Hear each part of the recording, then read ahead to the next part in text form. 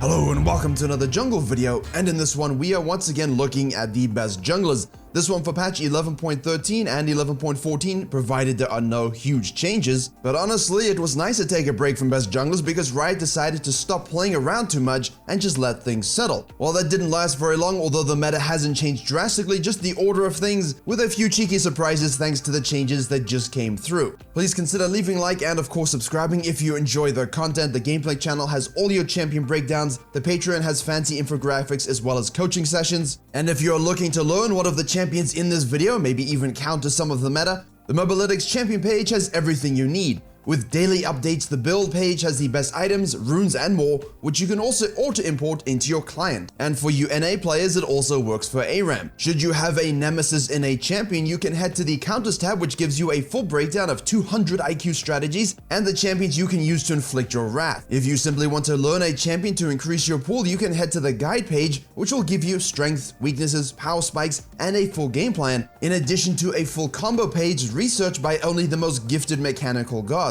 Finally, if you want to mimic the best in the world, the pro page will show you all the details from runes to abilities to items. For everything you need to learn and counter a champion, head to the Mobalytics link in the description below.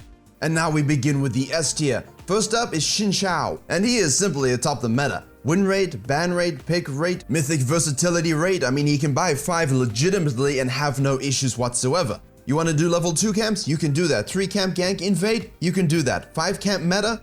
Easy. 1v1 skirmishing, ganking, farming, objective control, and of course a free flash burner means that this jungler is just absolutely primed for success, more than Optimus. Now he does have certain rougher matchups, but obviously good pathing and navigating the map is part of being a good jungler, and no, I have no issues playing against him as a Volibear or Warwick, but that doesn't mean he cannot be giga tilting for laners when he just waltzes him whenever the hell he wants, and it's pretty much always guaranteed a free kill on the second gank if he doesn't even get it on the first. If you like high pressure jungling, ganking, snowballing, and basically just starting that swinging of the pendulum for that objective control, there is no better choice. Next up we have Shaco, and yes, he is still very strong. The stats do not lie at this point, ladies and gentlemen. The ban rate is insanely high. Out of your pure jungler ban rates, he is number 1. People simply do not want to face him. The same way they don't really want to face Xin, but the thing is, with a dude that has no map scaling, that has to walk through wards physically, you can at least kind of game plan it, ward around it. With Shaco, you don't have that option. It's so easy for him to use his Q throughout the map whenever he wants, applying pressure that a jungler will struggle to track and react to. Now, good junglers obviously will not have that much of an issue facing him. You will be able to navigate, avoid, you won't get cheesed, all the good things you need to make sure he doesn't get fed. The problem is, your laners won't be as vigilant, they will die to him, he will snowball, he will be cheesing, and honestly he will end up just frustrating you. Hey, the champion's designed to do that, he's just doing it a little bit too well, and on the note of a little bit too well, Nocturne. Now you might think, whoa, didn't they just quadruple Stridebreaker's HP? Didn't they just remove the active but give a 90% slow? That means his tether is completely unavoidable and now we're stuck in darkness and death? Well, yeah, but the problem is, I'm not sure at this point if they're not going to hotfix or change Stridebreaker a little bit. Definitely, there will be some changes in the next patch. And if they decide that Stridebreaker is making a lot of champions viable and in a healthy way, they're probably not going to nerf Stridebreaker, my friends. They're going to nerf Nocturne, and that will reduce him from the flying nuke torpedo that he is now back to the flying pigeon that he used to be prior. But currently, he's a 3-way flex pick in pro play, so while his farming, his 1v1 fisting, his ultimate range, his Stridebreaker usage, all of this is sublime and puts him atop the meta. Ban this or ban Shaco, basically. I'm only putting it third purely because it's still kind of new, and also I'm heavily anticipating a nerf for either him or the item in the next patch, so make sure you pick him up and get the LP while you can. And if you want more than LP, maybe a way of life, maybe just the way to suck everything out of the enemy's souls, maybe you are just a fan of voiceovers that sound like they're from Lord of the Rings, well then we have Fiddlesticks. Now yes, Fiddle doesn't like it when his W suck ritual is interrupted. Volibear enjoys doing this, Xin enjoys doing this,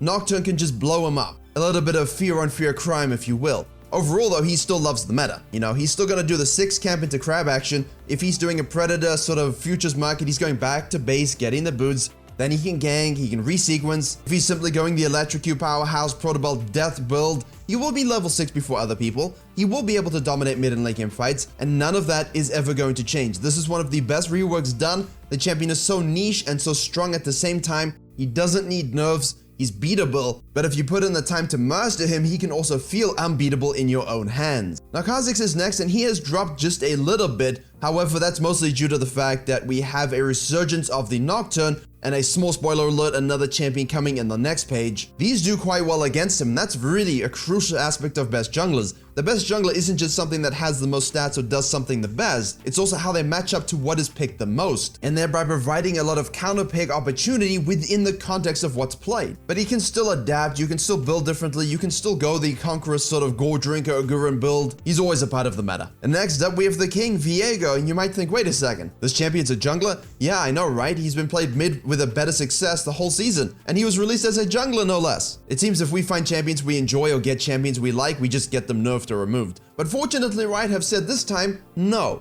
He is a jungler. We're going to nerf his healing on minions. We're going to buff the hell out of that E for junglers. And while his win rate isn't the most spicy, his pick rate, ban rate, and usage rate have always been supremely popular. And honestly, I love watching a good Viego. One of the best videos I released this year was on that jungle Viego from Kha'Zix. He's just got such a fluid style that it's really enjoyable to watch. The passive plus the ult combination in fights and resets. Basically, the 5-camp meta is perfect for Viego. 5-camp action, you can invade, you can gank, you can scuttle, you can double scuttle, you can counter jungle. And even if things don't go your way, one fight, one skirmish, you get that one reset, you get the triple kill, you secure the dragon, you get the herald, you can blow games open and snowball in a way that really reminds me of a Rengar and a Kindred. Good pathing, good clearing practices, and good strategies are rewarded with total game control. You also have the Kraken Slayer and Divine Sundra options for your preferences. Now Lee Sin's preferences were nerfed once again. Riot never lets 3-way flex picks get away with it. And we don't really need to spend too much time on him, but the base damage from the E will affect your clears, it will affect your damage, when you don't have that core itemization if you're behind. But his win rate is still around 50%, his ban rate and pick rate is still way up there. I do think maybe I'm overselling him a little bit. You could potentially put Kayn in this slot, but I think he's still absolutely solid. You should have no issue doing what you did before, provided you were, of course, the one in control of the games. Finally, on this page, we do have Zac. The green blob is still the best tank.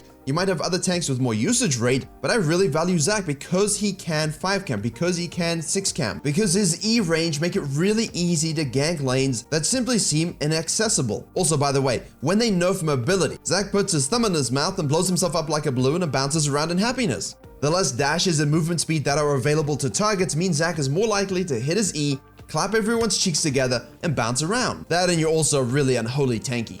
Onto the A tier page now, and here I've put Evelynn first. Always an enigma, really. I don't really understand where exactly she fits, but she's always performing supremely well. Obviously, everyone knows I've played her. My channel really bursted out of the gate with the rework guide. And no, that wasn't some kind of weird pun pertaining to Evelynn. But really, if you enjoy the farming side, if you enjoy just basically tilting everyone into oblivion, and maybe even you don't get a lot of the farming done, the nerfs to the experience and the cooldown time has affected you personally, you're upset about it, you can still set traps, use your camouflage, and get fed that way. But remember, if you are not full sequencing and getting experience leads and annihilating ADCs, you have to make sure your team fighting is really good. Target selection, entry timing, spell usage, ultimate usage, all of that will determine what is a good Evelynn. And as I mentioned on the last page, we could in theory probably put Kayn on the S tier page. I do think he's kind of like that S tier jungler hybrid at the moment. You have blue Kayn for squishies, you have Raz for the tankies, and base form Kayn really isn't as useless as people think. Yes, the W adjust, giving enemies time to react, yeah, it sucks for us, but if you're a Kayn main and the enemy sees they're going to die and then they die anyway, that is more satisfying. And I am seeing the win rates on the lethality builds going way down,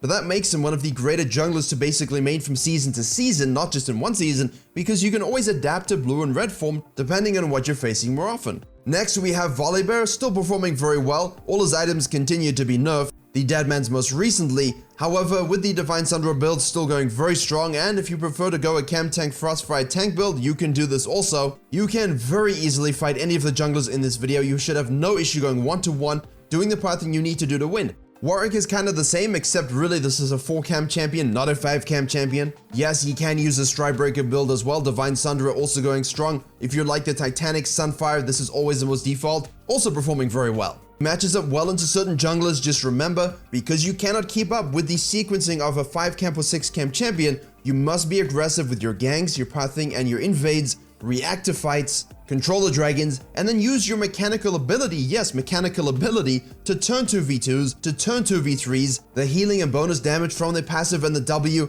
This really enables good Warwick players to light up the map. Next up we have Rammus, and he has taken the place of the Nunu, who is always seemingly on this list, because you would have noticed we have a lot of people running around melee AD champions. Rammus likes this. Also, he's not being as punished right now in the meta for not farming and for going for those gangs. Oh yeah, and also he has the ult which allows him to access areas of a teamfight he previously could only imagine. Spin to win, my friends. Spin to win. Oh, it's you. It's Karthus. He's back.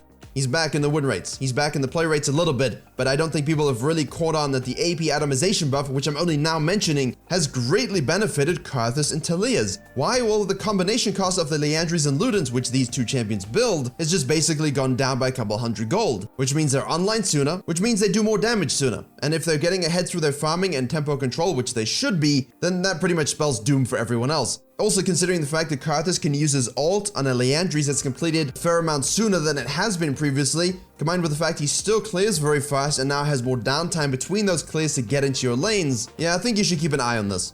Next up is Kindred, and obviously in this kind of meta, doing very well. Aggressive pathing is rewarded. Likes to fight, likes to snowball. I don't really recommend them unless you are on this sort of high platinum diamond grind. You can of course play them lower down. I just don't really see the pathing and the execution necessary to not only get the leads and the marks at the same time, but then, you know, to close out. A lot of Kindreds can get fed and sort of still not be able to carry games because of bad positioning and sort of map flow. Whereas lastly, you have Diana here, and she has one of the highest play rates still in the jungle. Her win rate isn't that great. I'm going to attribute that largely to maybe being a bit more accessible and very popular as a champion overall, but you're still seeing a hell of a lot of her picked in high elo. She's picked in every single other elo range. She does enjoy the 5 camp. I know people like the 6 camp, but guys, you can really 5 camp with her and still make a lot of things happen. And you would have seen 2 prime examples of this in the jungle roots video and the jungle tempos video I released a few weeks ago. Overall, she's still very strong. Next up is the low elo page, and you know, for a change, a lot of what is strong overall is also very good in low elo. There are, of course, other choices like the Amumu. I do think Zac is also very strong. So the Amumu, Zac, and the Rammus, those are your trio of tanks. I just didn't list them all. But obviously, Master Yi is always going to be strong in this range. However, the appearance of Trundle should not be a surprise. The champion, I believe, is a hidden OP pick, even in general, and I might do a video specifically on him and a few others, just to bring it to light. And yes, you might say, well, Trundle's great everywhere, but honestly, the pick rate is just too low to sort of justify the overall statistics. However, I do think he is very strong. For the high elo page, this is kind of weird because these are the combination of the best win rates, pick rates, and ban rates that you will be seeing currently. And yeah, Shaco's pick rate in most of the major regions is actually really decent, and the win rate is really good as well. Now the Rumble down here, I really wanted to put Karthus. I only put Rumble because he has been such a heavily debated champion over the past couple of months, ever since he showed up in the jungle. Now my belief is in the last round of nerfs, they kind of just did take him down a notch. Yeah, the ult is still disgusting, but the nerf to the W and the movement speed will affect him just a little bit, and the win rate is showing signs of wear. I do think the best players in the world and pro play and organized play will still find success with it, but as per usual, the win rate in solo queue is looking a little sad. I do think Karthus might provide a good alternative in the AP arena. And honestly, there are many champions that are picked heavily in high elo that don't do the best and are not objectively the best junglers, but are very popular and will give you a lot of wins. Things like Kayn and Hecarim specifically. So while these on your screen might be the most popular best performers, don't forget that there are other choices out there, specifically in the D2 plus Master plus range, that you could use provided you are a good pilot. And there you have it, but please remember, there were a lot of changes last patch. We're going to see this develop over the next 2 weeks. If 11.14 is a stability patch as Riot said, which means this video won't change, there could be some movement in the win rates with other champions as we get used to the new item changes, the AP item changes, Nimbus cloak shift, and potentially a few other hidden counter picks rising to popularity. So as always, keep your eyes on the data. Be sure to keep your eyes on Mobalytics as well as the champion pages for that to keep up to date with your learnings. Please do consider leaving a like, commenting, and subscribing if you learned and enjoy something. Don't forget to subscribe for all the content coming your way very soon. Thank you very much for watching, and as always, I will see you all in the next tutorial.